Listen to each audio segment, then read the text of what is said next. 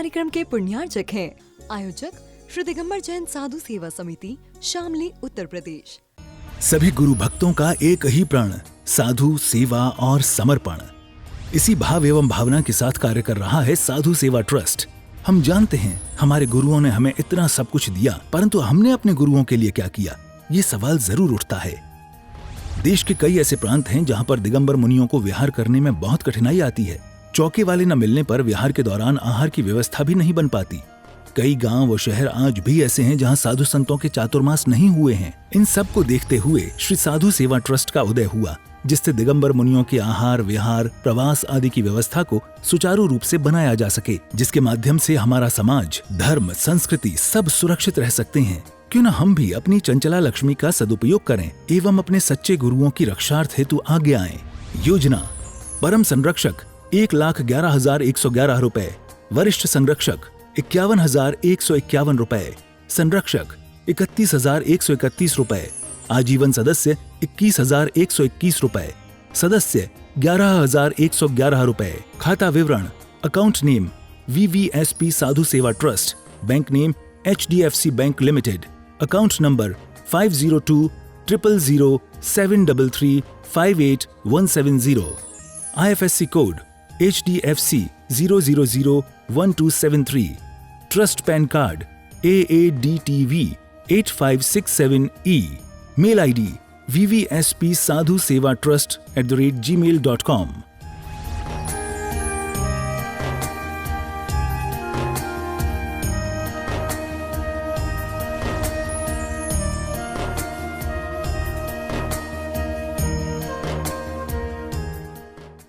आत्म कल्याण के इच्छुक उपस्थित सभी धर्म प्रेमी पुण्यात्मा एवं महानुभाव, हमारे जीवन में हमारे धर्मात्मा या हमारे जो धर्म के आयतन हैं, हमारे सच्चे शास्त्र, गुरु या आर्यिका, गणनी, त्यागी व्रती, सभी से हमें एक शब्द सुनने को मिलता है, सम्यक दृष्टि बनो, सच्चे धर्मात्मा बनो।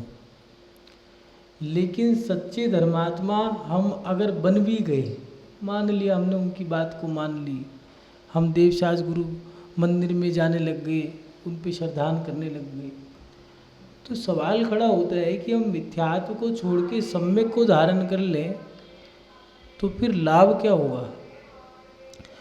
सच्चे धर्म को स्वीकार करके लाभ क्या होगा? क्योंकि नई पीढ़ी क्यों खोजती है? अगर सवाल खड़ा हुआ है तो उसका जवाब दो। जवाब नहीं दोगे तो फिर हम बात को स्वीकार नहीं करेंगे या उस बात को मिथ्या भी घोषित कर सकते हैं। सवाल ये खड़ा होता है कि सम्यक दृष्टि अगर हम बन गए तो उससे लाभ क्या होगा? तो आचार्य कुंदकुंद स्वामी जी यहाँ 49 नंबर की गाथा में रैण सार में बहुत सरल शब्दों में समझा रहे हैं। ये आचार्यों की हमारे ऊपर महती अनुकंपा है, ये कृपा है, ये उनका वात्सल्य है, ये उनका उपकार है हमारे ऊपर कि उन्होंने हमारे ऊपर ये कृपा की है कि हमारी प्रत्येक जिज्ञासाओं को उन्होंने शास्त्रों के माध्यम से हमारे पास तक पहुंचा दिया। हर जिज्ञासा का समाधान किया है और बहुत सरल सटीक शब्दों में उन्होंने जिज्ञासा का समाधान किया है। समय समय पे सभी आचार्यों ने हमें कुछ ना कुछ दिया ही है, चाहे वो तत्वार सूत्र के रचयिता उमा स्वामी जी हो, चाहे रत्नाकंठ शावकाचार्य के रचयिता समन्वत स्वामी जी हों, चाहे भगवती आराधना के रचयिता आचार्य शिवकोटि स्वामी जी हों, चाहे समय सार के रचयिता आचार्य कुंदकुंद स्वामी जी हों, चाहे मूलाचार के रचयिता आचार्य भट्टकेर स्वामी हों, चाहे प्रथमान योग में पद्म पुराण के रचयिता आचार्य रविसेन स्वामी जी हों, सभी ने बड़े सटीक शब्दों में और सरल शब्दों में हमारी जिज्ञासा का समाधान किया है। पद्म पुराण जब भी पढ़ते हैं, मन की अंतरंग की ग्रंथियाँ खुल जाती हैं। क्या अंदर शब्दों में ऐसे आध्यात्मिक शब्द डाले हैं और उसके साथ साथ ऐसा लगता है जैसे कि सामने जो किरदार हैं, राम, लक्ष्मण, सीता, अंजना या मदनांकुश, लवनांकुश, सभी किरदारों को ऐसे रच दिया कि ऐसा लगता है जैसे कि हम वहीं पहुंच गए हों। मूलाचार में और रत्नाकंठ शावकाचार में हमारी क्रिया को कितने सरल तरीके से समझाया है, ये आचार्यों की महती अनुकंपा है। आचार्य कुंद कुंद स्वामी जी का रहन सार इतना सरल शास्त्र है, और उस शास्त्र में भी प्रत्येक जिज्ञासा उन्होंने हमारी बहुत सरलता के साथ समाधान किया है। यहाँ 49 नंबर की गाथा में जो आज नई पीढ़ी है पूछती है लाभ क्या होगा। आज बनिया का धर्म है, क्षत्रियों का धर्म नहीं रहा। क्षत्रिय हुआ करते थे, मुनि महाराज को देखा, भगवान के दर्शन किए, विराग उमड़ गया, बस आप जैसा बनना है, ऐसा कुछ करूँगा, आप जैसा बन के रहूँगा। घर छोड़ा, जंगल में गए, लुंचन किया, पेड़ के नीचे बैठ गए, ऐसी कर्म निर्जरा करी, अंतर मुहूर्त में केवल ज्ञान होकर के मुख चले गए। लेकिन बनिया का धर्म जो है वो चाहता है कि प्रत्येक क्रिया में लाभ और हानि कितनी है ये बताओ। लाभ कितना होगा, हानि कितनी होगी। एक जाप करने से कितना लाभ होगा, एक माला करने से कितना लाभ होगा, 1.25 लाख करने से कितना लाभ होगा। लाभ कितना होगा ये बताओ। जितना लाभ होगा उतना बड़ा कार्य करूँगा, नहीं तो नहीं करूँगा। आज का धर्म बनिया का धर्म है, प्रत्येक सवाल में वो लाभ और हानि देखता है। अभिषेक में कितना लाभ होगा या विधान में ज़्यादा लाभ होगा। यात्रा कौन सी करूं, सम्मेद शिखर की यात्रा से ज़्यादा लाभ होगा या गिरनार की यात्रा से ज़्यादा लाभ होगा। उसमें भी देखता है मेहनत किस में कम लगेगी। गिरनार जी में मेहनत ज़्यादा है, वहाँ 11,000 सीढ़ी है। सम्मेद शिखर में 27 किलोमीटर की यात्रा है। चढ़ना मात्र 9 ही है, 9 घूमना है, 9 उतरना है। तो एक काम करो, शिखर जी बढ़िया, गिरनार कैंसिल, शिखर जी फाइनल। क्यों? वहाँ लाभ भी ज़्यादा है और वहाँ पर मेहनत भी कम है। तो इसलिए बनिया का जो धर्म है वो लाभ और हानि को देख करके स्वीकार करता है।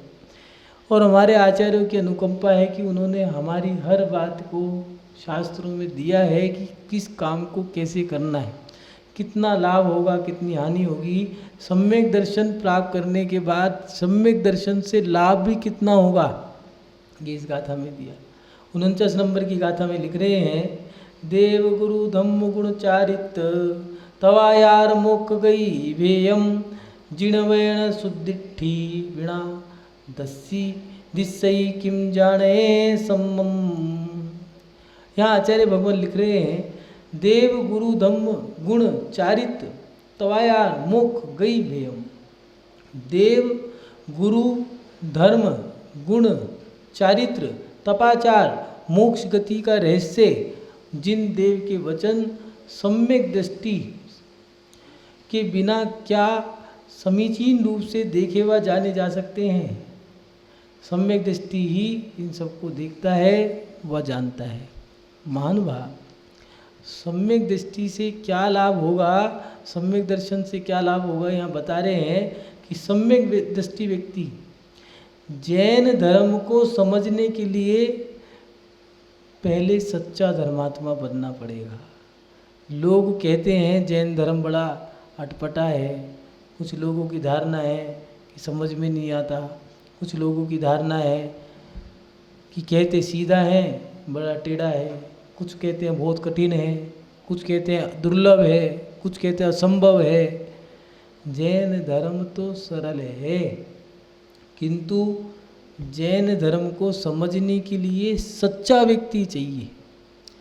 अब यहाँ पर सच्चा माने जो सच्चे देवशास गुरु पर श्रद्धान कर रहा है, अंतरंग से सच्चा है, बाहर से भी सच्ची क्रिया कर रहा है, वो सच्चा धर्मात्मा है।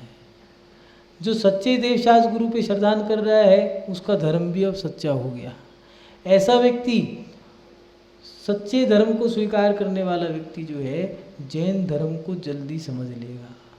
जैसे उनको मानना, उनकी आज्ञा को पालन करना, मात्र भगवान के मंदिर में जाना सम्यक दर्शन नहीं है, मात्र मुट्ठी भर चावल चढ़ाना ही सम्यक दर्शन नहीं है।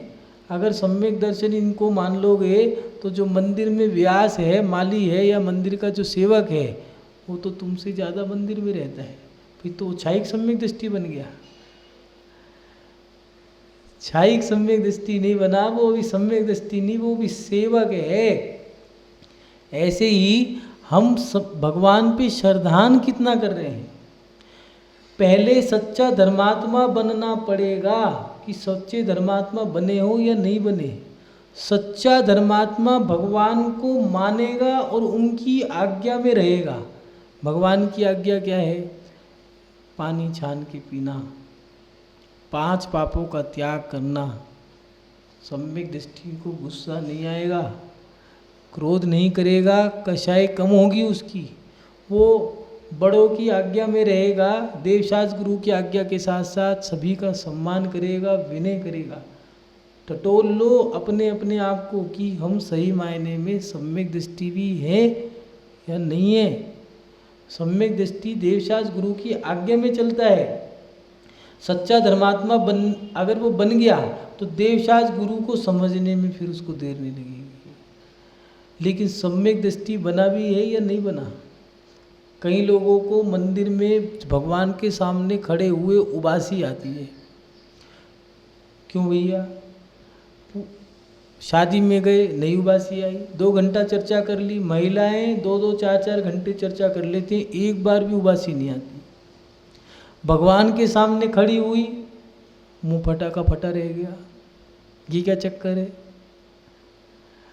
व्यापार दुकान पे बैठे हैं, ग्राहक खड़ा है, कोई उबासी नहीं आई, कोई नींद की झपकी नहीं। लेकिन मंदिर में अगर पूजा कर रहे हो, माला कर रहे हो, उसी समय नींद आ जाएगी, उसी समय मुंह बार बार फटता रहता है। कारण कहीं ना कहीं अभी हमने भगवान को समझा नहीं है।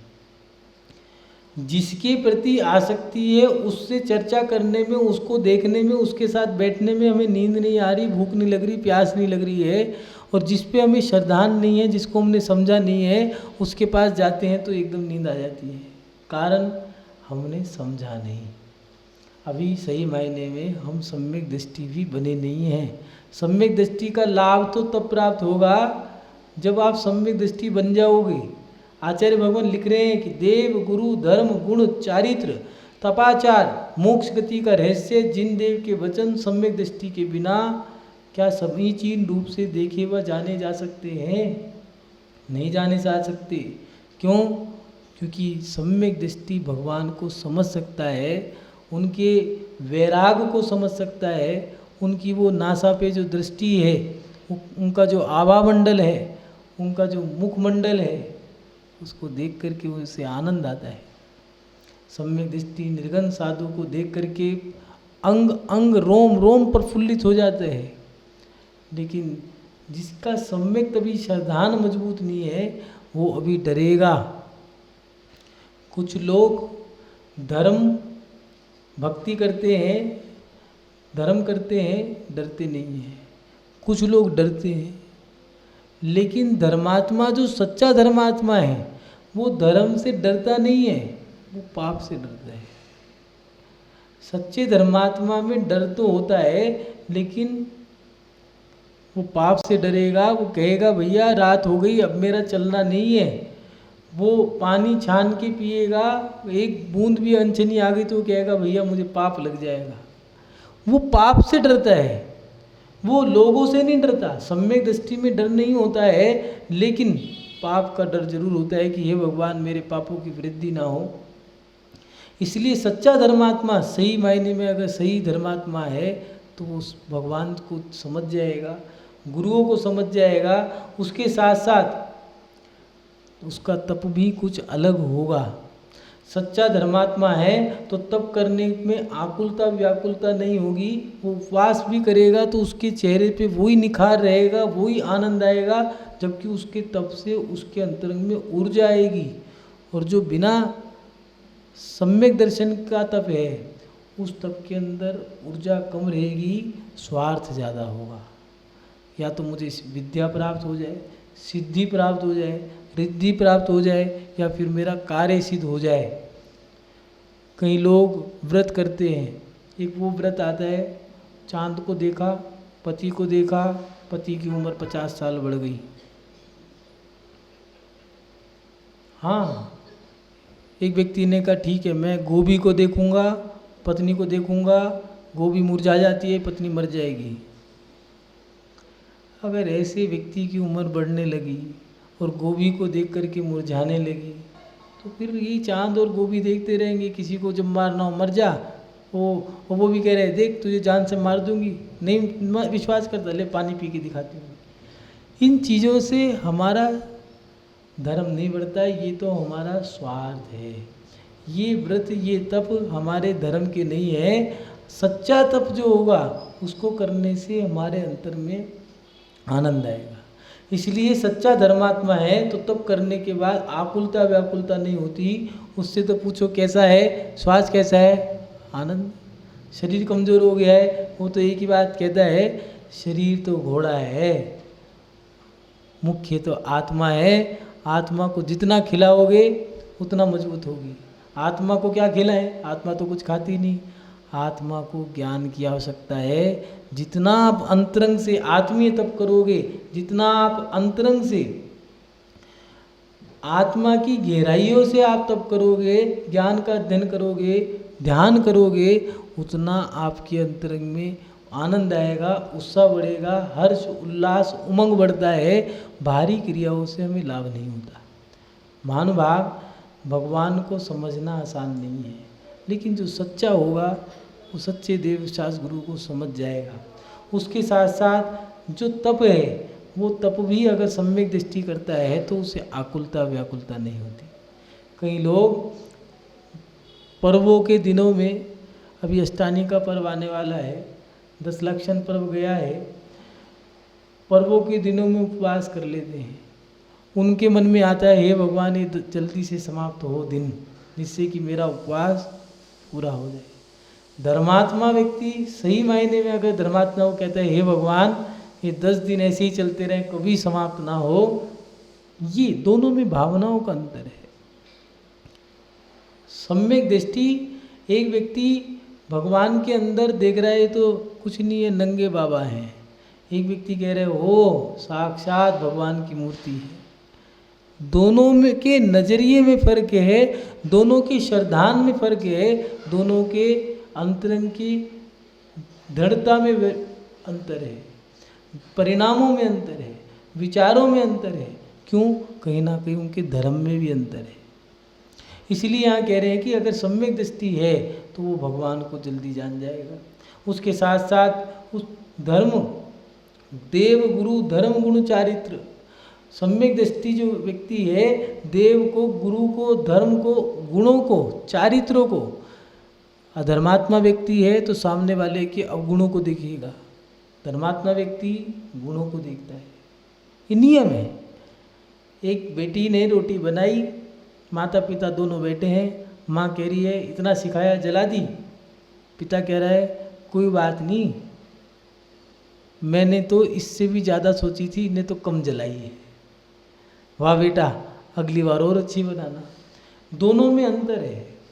चेलना ने मुनि महाराज को आहार कराया, मुनि महाराज ने वमन कर दिया, चेलना रोने लगी।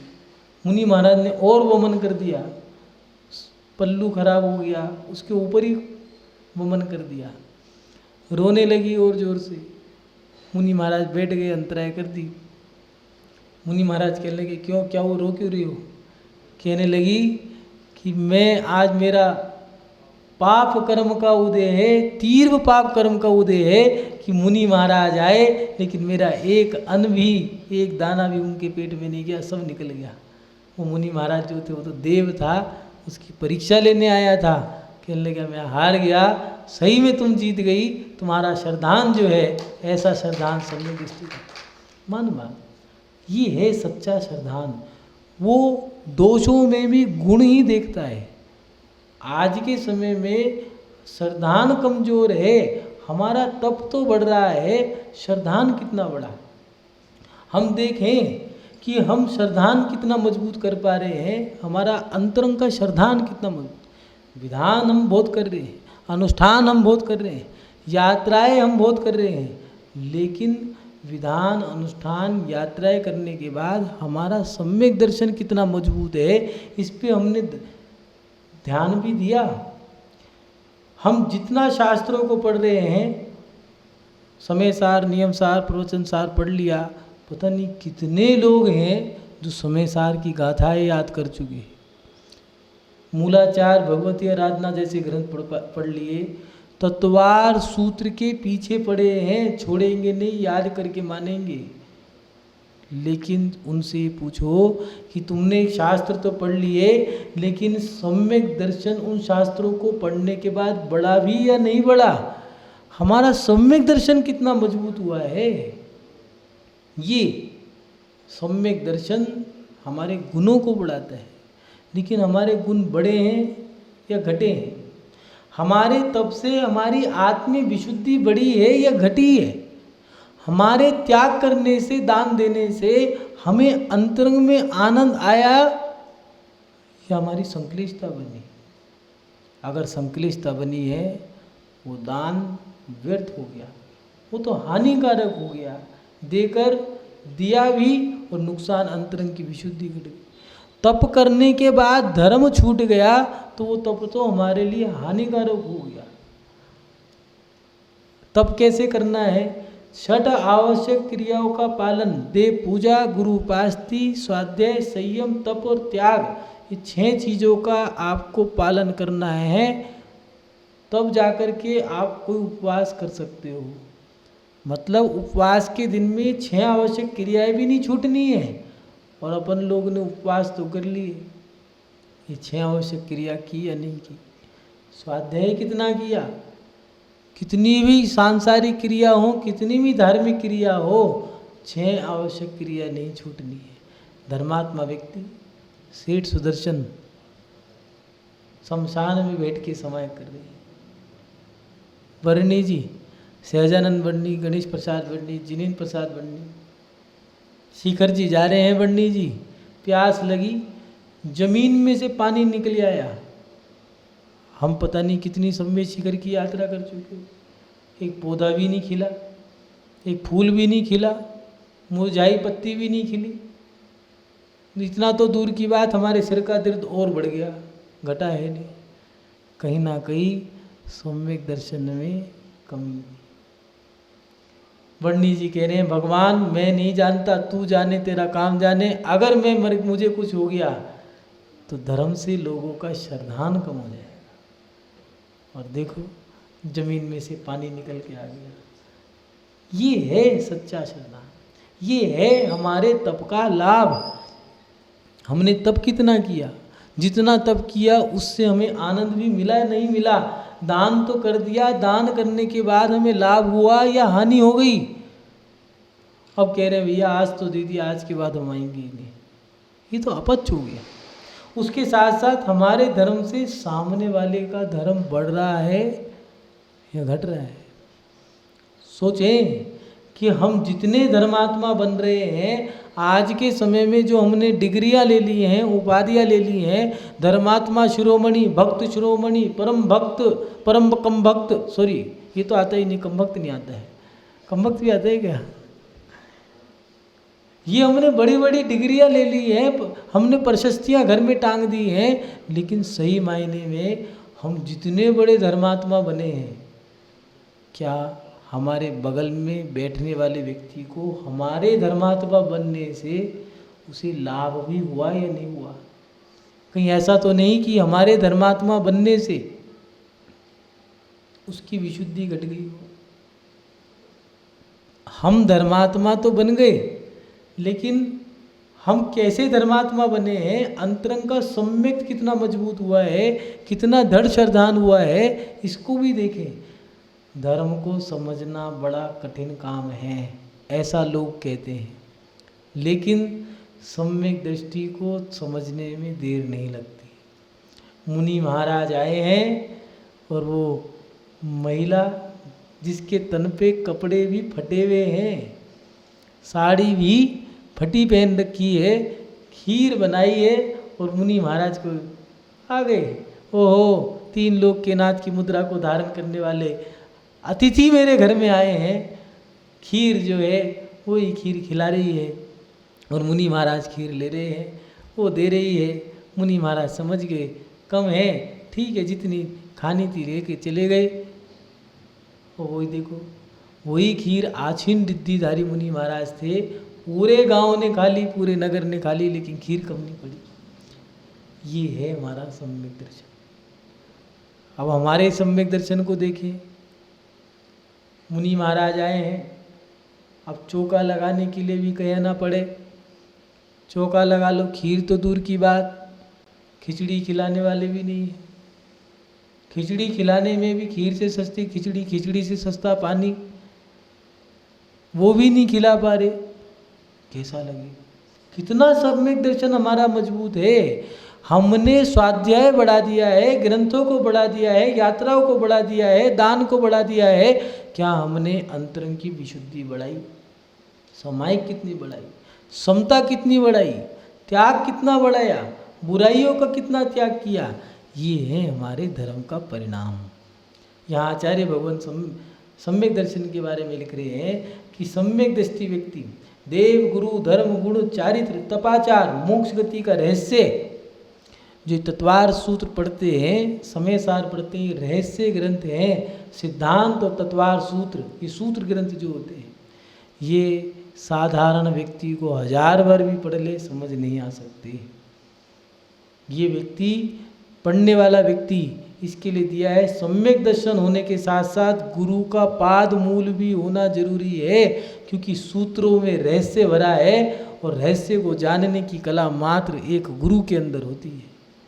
इसलिए यहाँ दिया है कि तपाचार, मोक्ष गति का रहस्य जिन देव के वचन सम्यक दृष्टि के बिना क्या समीचीन रूप से देखे व जाने जा सकते हैं? नहीं जाने जा सकते। सम्यक दृष्टि ही सबको देखता है और सबको जानता है। इसलिए अपने जीवन में सम्यक दृष्टि अगर व्यक्ति है तो जैन धर्म को, रहस्य को जान लेगा। वो कह रहा है मुझे लाभ क्या होगा? सम्यक दृष्टि भगवान से साक्षात्कार कर सकता है। सम्यक दृष्टि गुरु से डरता नहीं है, गुरु के पाद मूल में बैठ करके वो गुरु चरणों का आनंद लेता है। सम्यक दृष्टि गुणों को धारण करता है। सम्यक दृष्टि सच्चा धर्मात्मा होता है, धर्म का आनंद लेता है। उसके साथ साथ सम्यक दृष्टि अगर होगा तो सही मायने में अगर सम्यक दृष्टि है तो उसका चारित्र भी अच्छा होगा। वो कुशील को पालन नहीं करेगा। वो अगर स्त्री है तो शीलवती होगी, पुरुष होगा तो अच्छा चारित्र होगा उसका। उसके साथ साथ तप भी करेगा तो आनंद लेगा, मोक्ष के रहस्य को जान सकता है। जिनेंद्र भगवान के वचन को सम्यक दृष्टि के बिना दूसरा व्यक्ति नहीं जान सकता। नई पीढ़ी कहती है लाभ क्या होगा? सम्यक दृष्टि बन के तो देखो। इस कार्यक्रम के पुण्यार्चक थे आयोजक श्री दिगंबर जैन साधु सेवा समिति, शामली, उत्तर प्रदेश।